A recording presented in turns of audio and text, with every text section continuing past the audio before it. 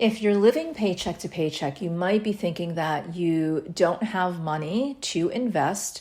But right now, during these economic times, which I feel are only going to get a little worse, maybe a lot worse, I think it's important to start getting that wealth mindset. You got to get out of that, oh, I'm juggling my bills, I'm living paycheck to paycheck, therefore I can't invest. And I know a lot of people will say, no, you have to save 1,000 or 10,000 or whatever it is for your nest egg first.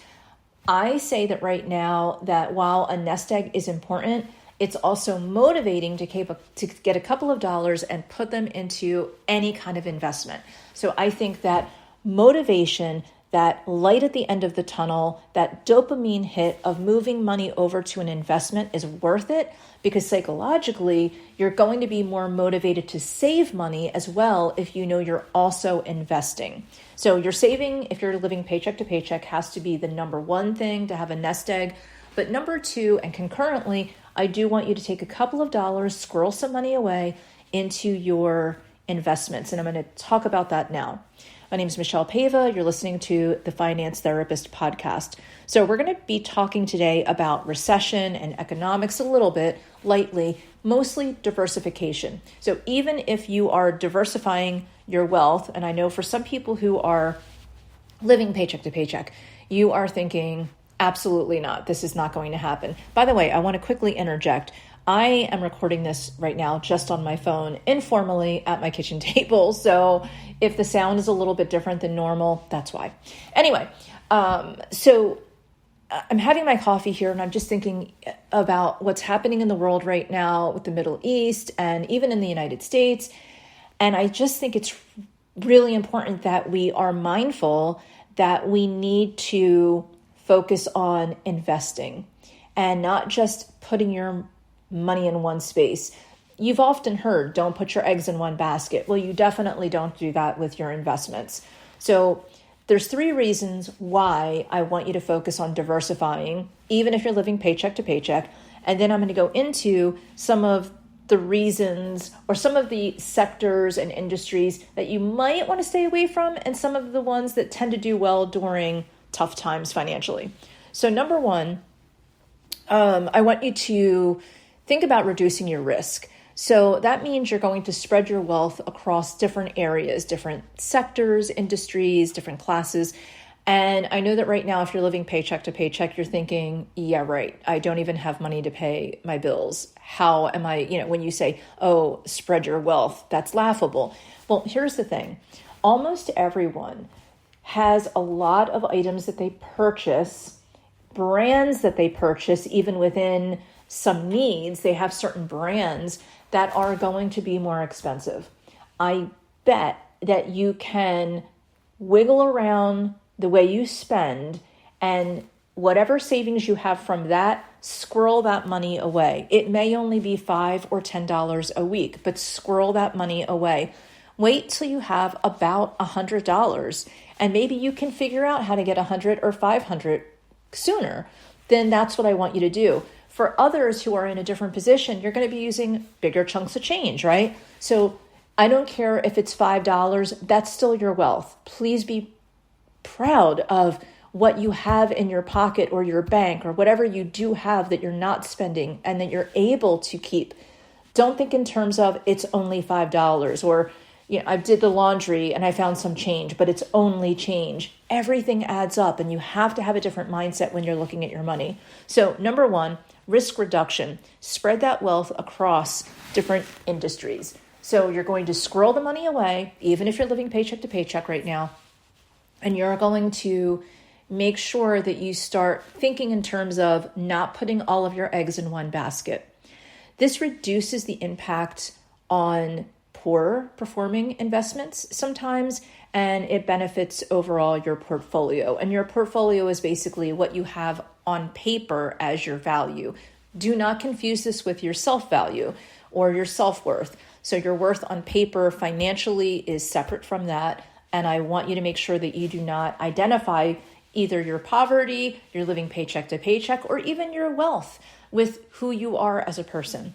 So number 2, when you diversify, you are more exposed to different industries and different spaces that you might not have normally thought about. So the exposure is also good because when you diversify, it forces you to think outside of the box. Lastly, there's a lot more potential because now you're diversified. So as opposed to spreading yourself too thin, which is what sometimes people would think about with spreading the wealth or moving your money around, you're actually having this upside because sometimes stagnant stocks or investments are not going to do well and others are going to really outperform. So you might have some big potential there that you didn't expect. So let's get into really quickly. And again, I'm just sitting at the kitchen table right now, and I just wanted to do this quick podcast because things aren't, I don't think, going well for the economy, which is not good. Anyway, so there are certain areas that tend to not do well during tough economic times. They are the areas that are more like the cycle types of investments, like travel, hospitality. These run in cycles, okay? The other things are companies with high debt. In tough times, the more debt you have, the harder it's going to be because your debt is going to have a percentage that you have to pay back. And if you get even a little behind on that, I mean, think of it as in your situation, if you're already living paycheck to paycheck, right? You know how bad it is to have interest on a credit card. Now imagine you're a huge company with large debt, sometimes millions of dollars in debt, hundreds of thousands of dollars in debt.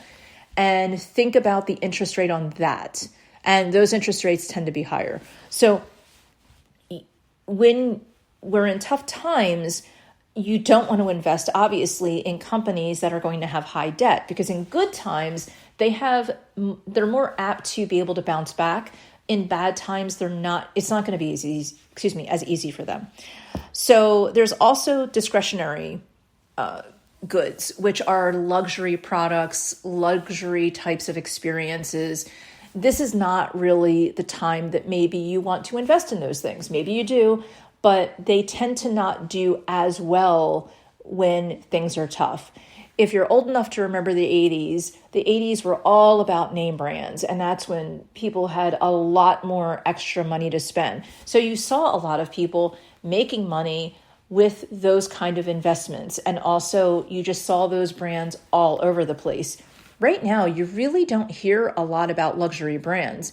And if you do, it's only because you're in sort of this niche where you are following a lot of maybe influencers who are talking about them. But on the day-to-day, you're not really usually walking around, even when you're in high economic areas, seeing a focus of that. You might see luxury brands, but you might not be seeing the importance of those luxury brands as much as during better economic times. So where do you invest?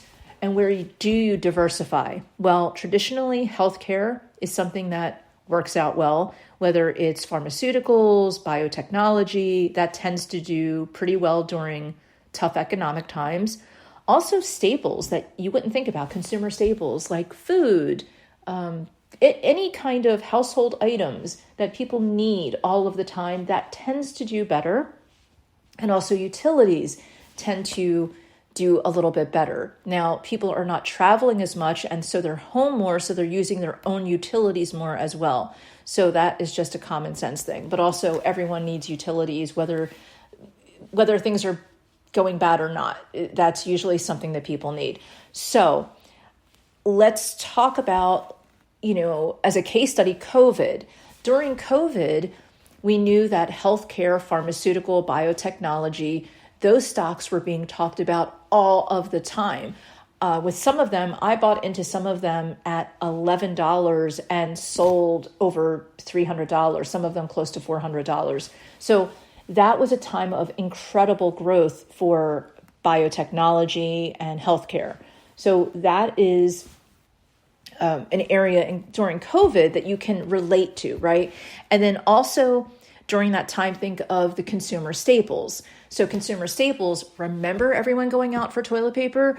Remember how people were rushing to the store and having, when they knew lockdown was going to happen, and the carts of groceries and snacks just all, just mountains of snacks in these grocery carts. I'm sure you remember those pictures on the news, and maybe you were one of those people. So this is something where, now I should also mention here, and I've done videos and I think I've done podcasts on this. The reason why people do that and get nervous, because they're in fight or flight. This is their survival mode. And they are just thinking, what do I need and what will not perish? And as soon as they heard someone talking about toilet paper, the mirror neurons went off like lightning and everyone started buying toilet paper. So if you have, a newscast where you see a line of people buying toilet paper, mirror neurons start firing and you think, oh, I need that too. Which is also the way marketing works. When you see all of this marketing all over the place, mirror neurons fire off and you think, oh, I need that purse, that car, that whatever it is, that frivolous item, I need that too. And this is where, if you're living paycheck to paycheck, I want you to kind of shut down those mirror neurons. Don't look as much at the influencers. Don't look at these commercials as much. Kind of tune them out and also recognize what's happening when it is happening so that you're less inclined to think that you need it, okay? Also, household items such as cleansers and things like that during COVID, also very big. And then also there was the demand of utilities. People were home. They were watching Amazon Prime movies and Netflix. Also fitness online. Anything that was on demand started going in a big way, which was the telecommunications. So if you were investing in telecommunications at that time, if you were investing in electricity and water and different things like that, that was also very big. So this is where, even if you're living paycheck to paycheck, I want you to get excited about, not excited about the cruddy economy, but I want you to get excited about, I could take $100 and you could go to ally.com, and you can open up an account and start investing even with only $100. So go ahead and save some money. If you've got the 100 or 500 or 1,000 or more, and you have been juggling money a little bit, but you have that where you can wiggle that into an Ally account. And I'm saying Ally, you could do it with Robinhood and I think Coinbase. I'm not as up on Coinbase, to be honest, but I know Robinhood, you could do it, but definitely you could go to ally.com. I love Ally because you can have your checking account there. You could have your savings accounts, different buckets. You can invest there. You could have different investment accounts. You can have investment accounts where you open up one for your child and start to teach them about investments. So there's a lot that I love about that particular organization.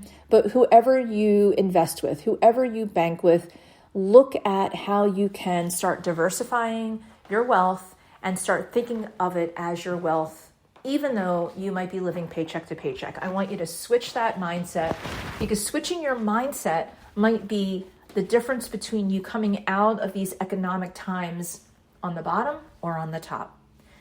Anyway, I hope this has been helpful. My name is Michelle Pava, and you have been listening to the Finance Therapist podcast. And if you want to reach me and check out some of my free resources, thefinancetherapist.com is where you can find me and contact me. Okay, that's all. Bye.